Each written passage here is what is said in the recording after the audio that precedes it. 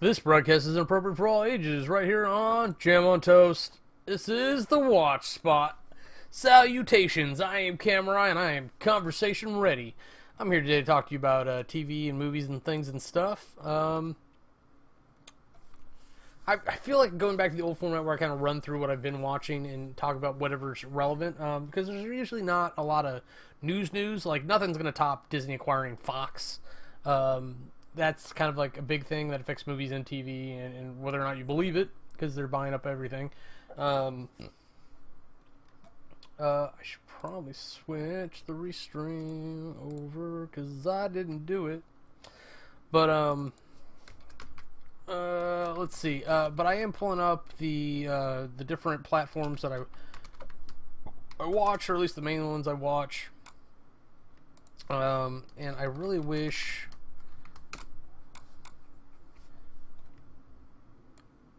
I don't know. I'll figure out a better way to do this. Some like key talking points or whatnot. Let's start over CBS as we often do. I really feel like it feels light. The content that I'm getting from CBS right now feels light. I know it's not. I'm watching around 6 sitcoms, little 20-minute shows, because I'm paying for the no commercial access, and then StarCraft Discovery, and the little shows are just kind of like, haha, that's funny, that's funny, and like I'm liking that. I'm actively looking for that when I'm not watching my core shows. Seven shows. It's I'll run through them real quick. Kevin Can Wait, Man with a Plan, Superior Donuts, Big Bang Theory, Young Sheldon, Mom, and Life in Pieces, and then of course Star Trek Discovery. So, like, there's just, it doesn't feel like there's anything to say about these other shows. Like, yes, they're going. Yes, their stories are progressing nicely. Yes, there's probably, if I were looking at the show as a whole, there are significant things happening in the show that would affect the overall storyline. But talking about these things week to week, they're episodic. They're throwaways. There are overlying stories happening, especially in Young Sheldon. Maybe not so much Big Bang. Mom, especially. There's actually a long-running, like, chronological going on there. Man with the Pan and Kevin Can Wait, a little less so. Superior Donuts. It's actually kind of a milestone with him actually getting into art school. Seeing Tuvok, he was the Black Vault from Voyager, show up on the show was kind of an interesting move. Not move, but like just an interesting event that happened. Like, oh, I recognize you. I'm so happy you're working still. Because he did a really good job then, and he does a good job now, and I appreciate him as an actor on my shows. I'm trying to think. There was another moment or two like that happened kind of recently, and one of them was in... Damn, she played... Okay, so it was from You're the Worst. It was the happy comedian blonde.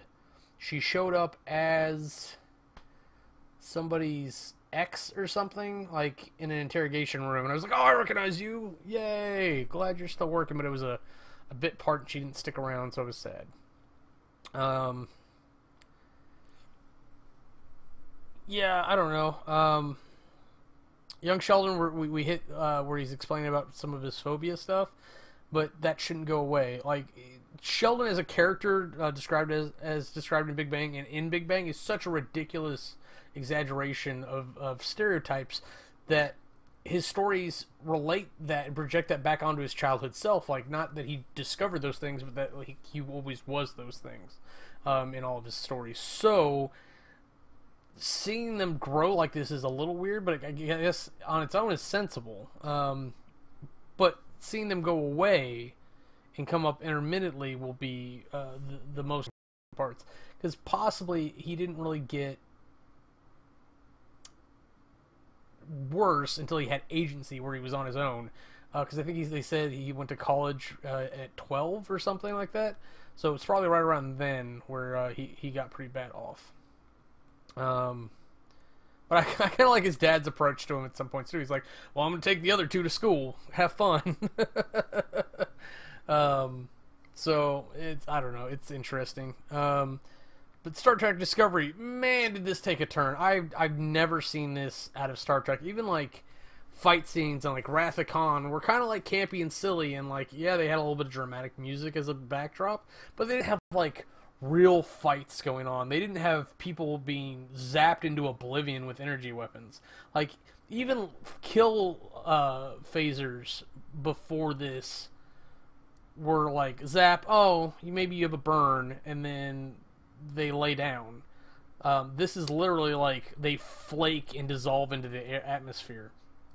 Craziness. Because our old captain goes against Emperor Shoujo. I'm really disappointed I can't remember his name. He was a good character. But like the whole thing with them swapping characters again, it's like a weird shell game as the story goes on. And then actually escaping, and I think the mycelium, spoilers, I don't give a fuck, with the mycelium network going down, I really don't know where we're going, and this feels like somebody's playing Lost with Star Trek. Lost was an entire show built on the idea of, like, how can we surprise the audience? Even the writers didn't know what the fuck was going to happen almost week to week. They were constantly on the forums trying to figure out what people were guessing, and then crossing those things off their list of possibilities. This almost feels like that. Like, we went to an alternate universe. We had a event that would have destroyed multiple universes, if not all universes, which is too much. It's too much. It's too far. I don't know. It took the drama out of it, because I was like, that's just ridiculous. It's like saying that, like, okay, we have an apocalyptic event, but if we get this wrong and we don't save the world, there could be no more rubber officers. Federation officers have rules and regulations equivalent to what our modern day Geneva Conventions are. So, like, you don't see them use those energy weapons. You don't see that. You don't see any of this nonsense we see from the Terran Empire.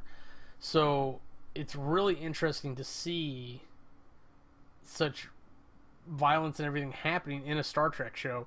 And good job on you guys, I guess. But now we're back in the real world with the Emperor. I can't call her Captain Shoujo because it's Emperor Shoujo, even if she's been dethroned. So, good luck, lady from Battlestar Galactica in the other universe. My problem is I think that she's going to try to keep finding a way to come over to our universe to get revenge. Which, fuck that. Let's just go back to exploring the universe and, like, finding new things and having adventures. Let's go back to that. I'm ready to go back to that. Or, in the very least, the way we end the episode, we've got to figure out how to either go back in time. I think last week I mentioned that CBS now has movies. I mentioned they had 4 movies, and I named them. Children of the Lesser God, Dead Zone, and The Italian Job are still there. Whatever the 4th one was, it was another action-y type movie, is gone. It may have been like Crank 2 High Voltage or something weird like that. It's not on there anymore. I don't know what happened, but it's just funny to me that they couldn't even keep 4 movies up. They're probably playing with it, trying to see what information they get from these, and like, I'm tempted to just go watch The Italian Job to help them out a little bit, but I don't know if I really want movies on there.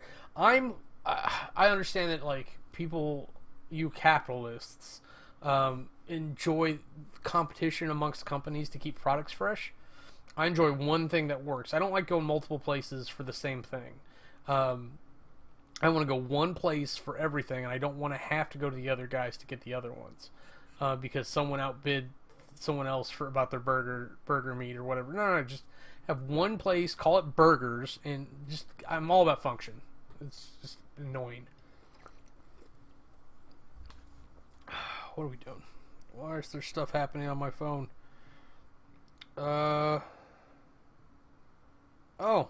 Rabbit apparently finally got back to me. And they added it to their request list. That's not helping me, Rabbit. Okay. That's okay. That's alright. That's okay. Viral's on Netflix. Okay, so let's go to Netflix because it's a little bit shorter than Hulu.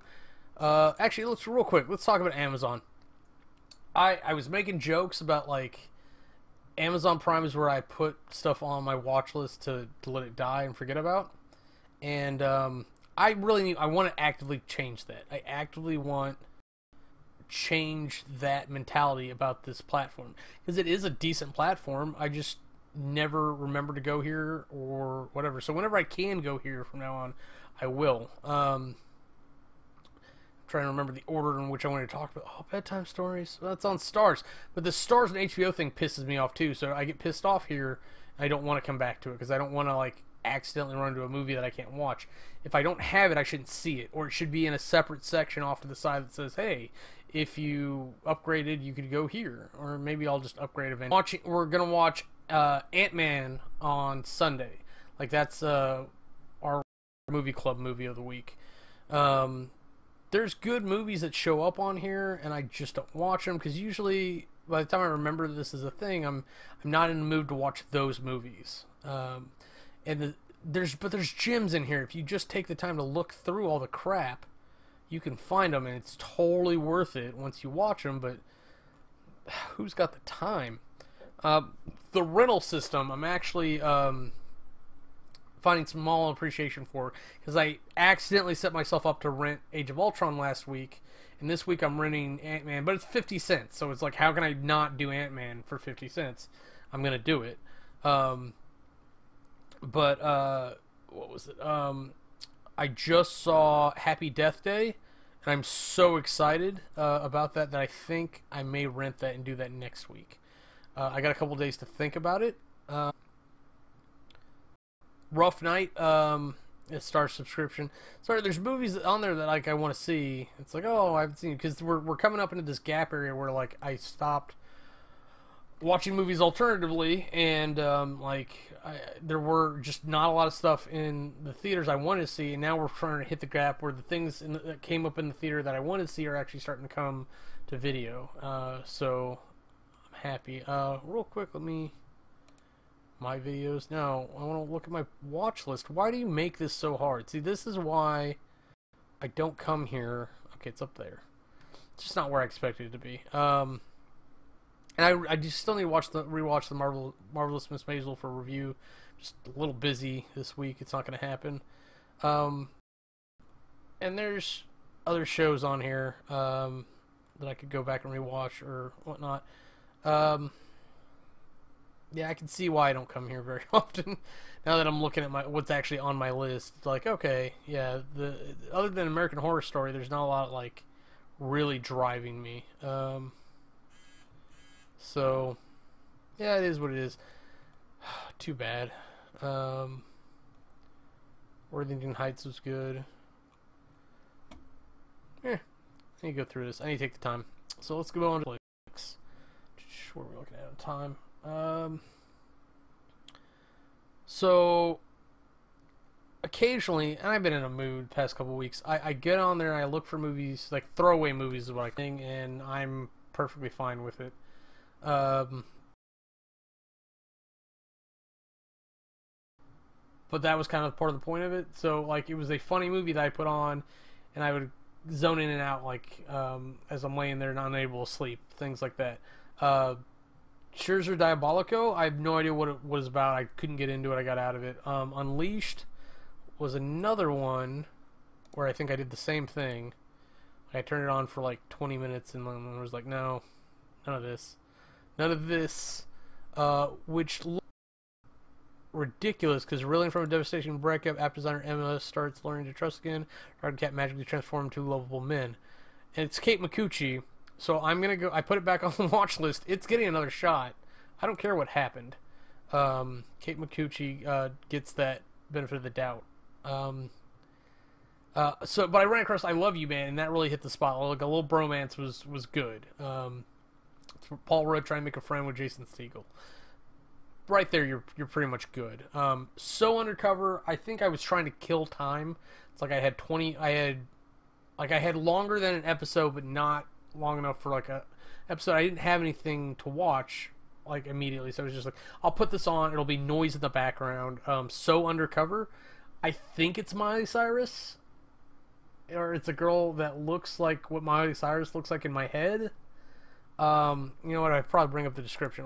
And I think what sold me, yeah, it's Miley Cyrus. It's definitely not Miley Cyrus, but is it Lauren McKnight? Jeremy Piven was on there. I was like, oh, I haven't seen Jeremy Piven in a thing in a minute. And I should just Google her name because it's one of those things. I was like, oh, there's a cute girl and Jeremy Piven, and it's about, what, sorority sisters? This will be worth it. I did the eye roll then. I maintain the eye roll now. Yeah, and I think it is Lauren McKnight. God, she looks different there. I can't tell if that's who I wanted to see. Probably. Yeah, it's her. She just looks different. Because she's an actress, and that's what they do. They pretend. They are different things. So, so went through that. Like, so I think I watched that in like 3 or 4 parts. Because I was just like, I'll finish this. Why not? Honey, We Shrunk Ourselves. I do not remember the end of that, other than they got big.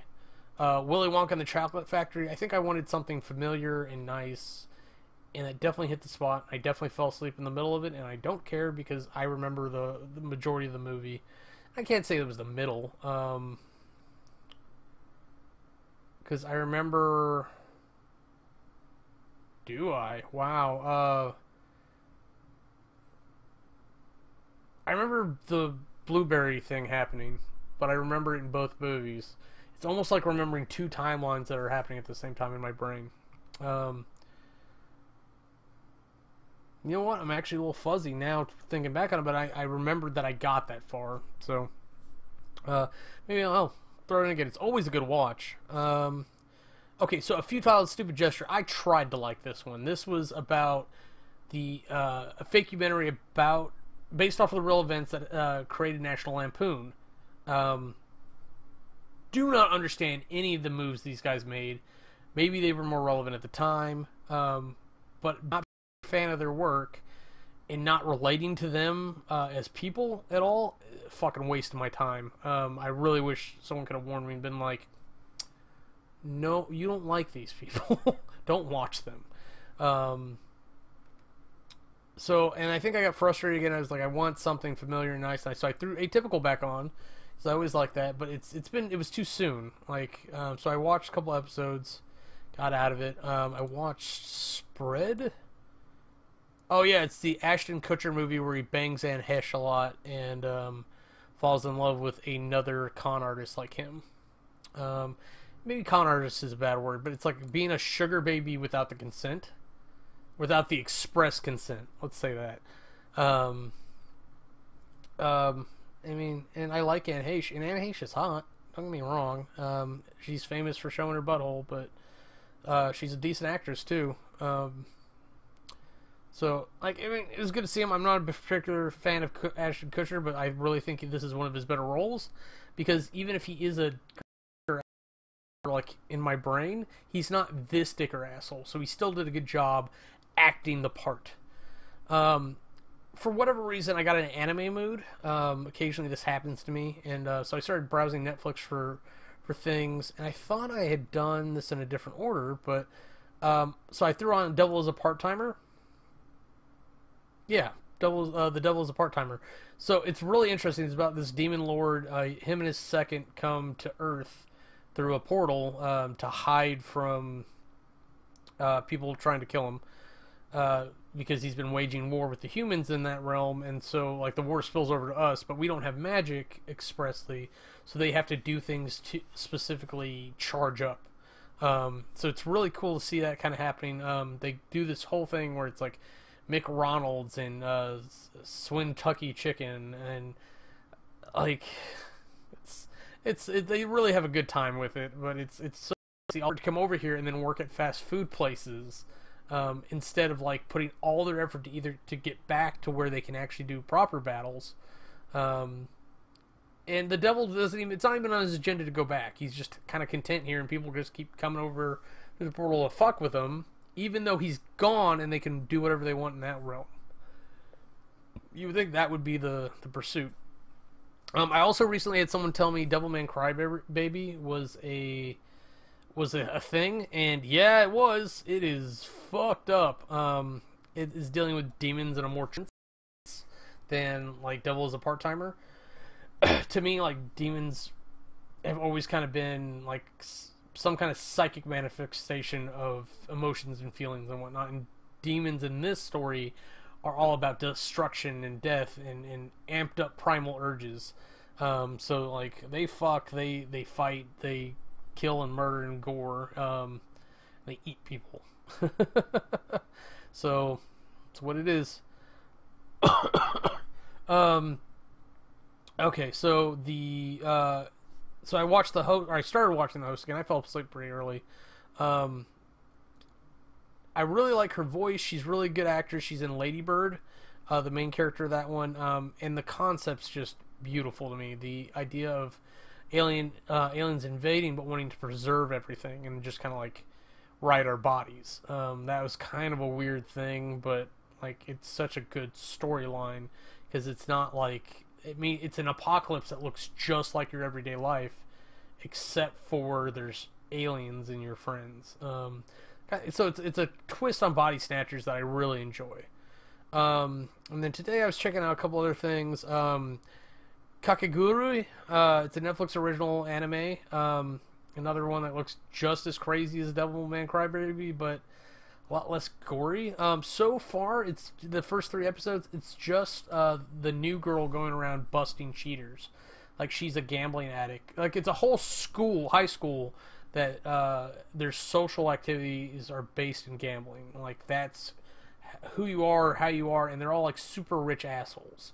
So like, what was it like our first big bet was for 10 million yen. The second episode it's 20. The third episode it's 40. I don't think it's gonna go any higher because they were talking about like entire companies being worth that much, and I don't think that's right either. Now that I think about it, but I just kind of got bored. Like the way she breaks down how they're cheating is interesting, but they didn't give me enough of a hook to be personally invested, and I don't gamble or play gambling card games because the point of them is to win and be good and not to enjoy yourself. And plus, playing people is not nearly as fun as playing a system to me. So I can know the odds, and I can keep track of what's been played and what's not. I think they call that counting cards, but the way I do it, I'm not as good at it. So maybe I can get away with it. But there are definitive ways you are supposed to play blackjack, and you can go through all that, but it doesn't matter because the house cheats. And why are we talking about gambling? What am I doing? Oh, this fucking show. Fuck this show. I may go back and finish it, but I definitely don't want much to do with it. If I could probably easily do a review on it, and just bitch about it. Shit, if I get time next week, I don't know. I've got a lot going on right now. Devilman Crybaby may warrant one too. Devil as a part-timer is fun, but I don't think it warrants a review, like, on my time. What I would actually... You know what? Fuck these other shows. What I would like to do a review on is Altered Carbon. What did I say? Altered Carbon. Carbon? Carbon. I think that's how you say that in English. I want to say Carbine. I know that's not right. It's a show about a world where people's bodies are called sleeves, and everybody has a data disk, essentially. The stack is what they call it. So you download your consciousness into that, and like that's where you live. And your stack can extend your conscious into a sleeve, and you can live like that. So when you die, they can recover your stack and reload you into another sleeve. It's ingenious. It's ingenious. I almost don't want it though. Like I don't want that to exist in real life because A, it's only gonna be for the fucking rich people, and B, it's gonna change so much about us. Like that's where we're gonna go into, like, we just clone new bodies of stuff and we figure out how to customize clones, in particular, like on like a DNA level. We're like, oh, you want this? Here, it's like you want to, like, the potential to grow to 5'9" and be a redhead with purple eyes and blue freckles. We can do that. It's a technology show that's focused on this murder mystery of a guy who's still alive.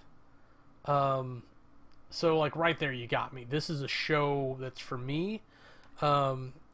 and I can't wait to go through it. See if there's anything else of note on my list. So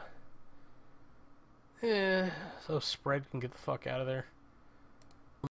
The guy from April in another movie called Heartthrob, definitely maybe sitting on my list. I think it was to go into We Are Movie Club, but I think I'm still on a Marvel U kick right now. So eventually we'll get back around to that. Scary Movie Club, I had 7 meters down. Surprisingly good. I'd like to do that. I got a bunch of scary movies on here for that. For Scary Movie Squad. I'll have to just see. And I think we determined it's going to be a Kevin Smith show on Bad Movie Club for a while. Bright can come off of here. I liked this show. I understand why other people don't, but 'tis a shame. All this Naruto crap, Magi crap, Clever Man can come off here. I'm not fucking going back to that show. The Jim and Andy, get that out of my list. Give it a thumbs. No, Jackass. Yeah, thumbs up. The Great Beyond, about Jim Carrey becoming Andy Kaufman. That was amazing. Why am I looking at things for 13 days ago, Hulu? So if we go back over to Hulu, this is where a lot of my watching goes on. I want to look at about 7 days ago, because I know I talked about There's Johnny for a little bit last time.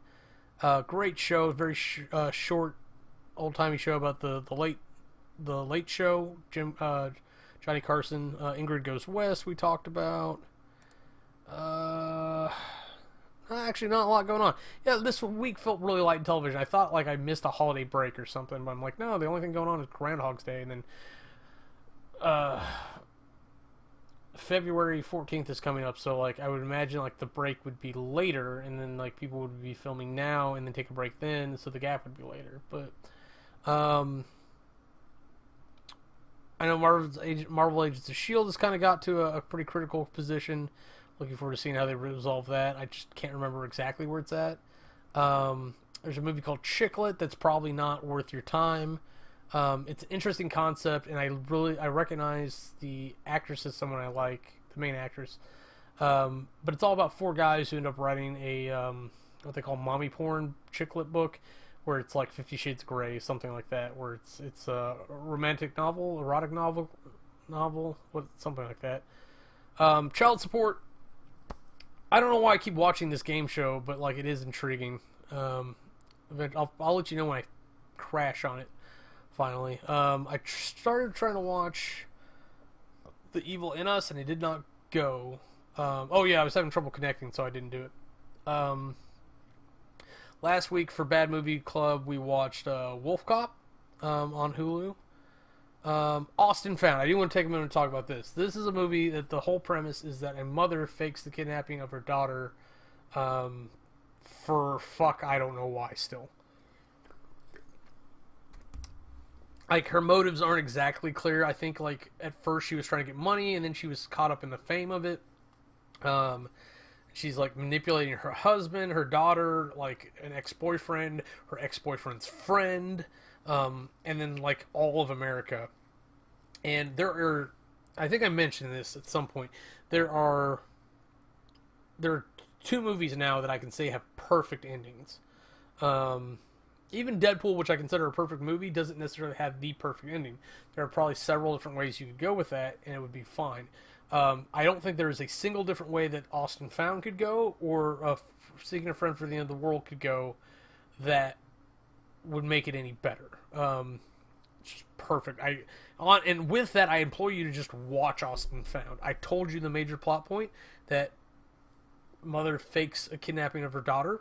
A little bit more on that is that, like, she forces her daughter to go through pageant shows and stuff like she wanted to. It's kind of like the parent forcing the child to go through and relive their dreams type of trope. But it is what it is. And the actresses, the daughter actress is really good, and the mom is really good. I saw her in something else recently where she was playing. Oh, what was it? Was it? I don't remember. Maybe it was in Wolf Cop? No, I saw it and I was just like, oh, it's her. Yay. Because she's a good actress. It's just kind of weird, the role she got put in. And she did a really good job. I went back and watched a little bit of the Stars of Force of Evil. It's a good fallback for when I just want something fun and familiar. Fresh Off the Boat is doing double releases on Hulu, which usually means that it's been canceled. So, who knows? Lucifer is damn intriguing. If you have not gotten into Lucifer, check Lucifer out, because we're dealing, spoilers, we're dealing with Cain, the first murderer, and he's been made immortal as punishment by God, and so Lucifer's goal is to piss God off by killing Cain, and like they're not wasting time, but they're doing investigations while they're doing this, and it's starting to cook up interestingly, and I'm really hoping that they figure something out here soon. Another movie that I can't really like guarantee you should put your time into is Bakery in Brooklyn, but it's a fun sister story about rivalry and dealing and how people deal with death, and it's got some good qualities to it, but I can't guarantee that everybody will like it. More Star vs. Force of Evil. There is at least one more thing I want to talk about. The Good Place. Oh, The Good Place. Another movie maybe you don't waste your time on. Though I like the Irish guy's fun, but Christina Applegate's in it, which is good. And then there's a gentleman who's in the Emma Stone movie Easy A as well, and he's the guy with the mustache and Crash Pad. He's also in George of the Jungle. I really like him. He's just not in enough stuff. So I watched Crash Pad and George of the Jungle, and both throwaway, not super great movies. But Leslie Mann, I don't know what happened. Like, I didn't like her really early on when I was younger, and nowadays, like, I love her. She not only am I seeing her as a better and better actress, even on her older movies, where I hated her character. Maybe I just hated her characters. I didn't have that appreciation, that ability to appreciate her characters objectively. Like hating Triple H when I was really into wrestling back then. It's like that was the biggest compliment you can give him. And Leslie played some bitch characters back in the day. I blame Sandler, but so like, and I like is it Frasier? God damn it! I remembered his name earlier without help. Don't rub the microphone. Encino Man. Brendan Fraser, yeah. Like, he does George of the Jungle pretty well. They keep that cartoony feeling. It's pretty good. But The Good Place is amazing how they keep rebooting this into something more interesting. So they were in the good place that was the bad place. They found the middle place. They were escaping the bad place that was the good place to get to the neutral place to see the judge. They went through tests to see if they were good. Michael shows back up after they fail.